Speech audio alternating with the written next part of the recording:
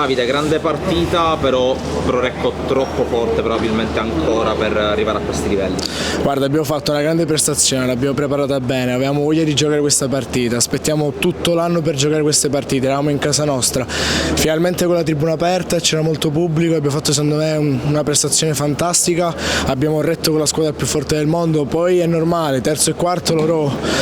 vengono fuori perché hanno degli elementi con una tecnica e una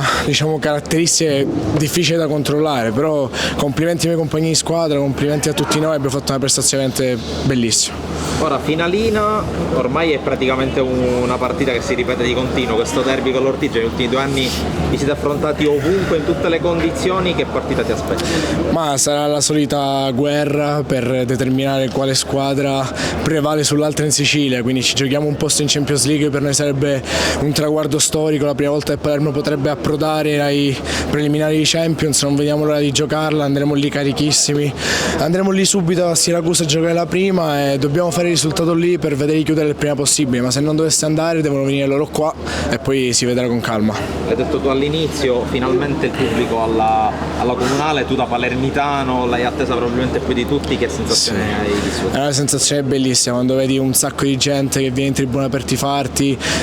trovi un'energia, una carica che è difficile da spiegare, è bellissimo, vedere le tribune vuote per 2 anni è stato veramente brutto e devo dire triste, oggi quando ho visto tutta quella gente in tribuna non vedevo l'ora di scendere in acqua, veramente bello, bello, bello.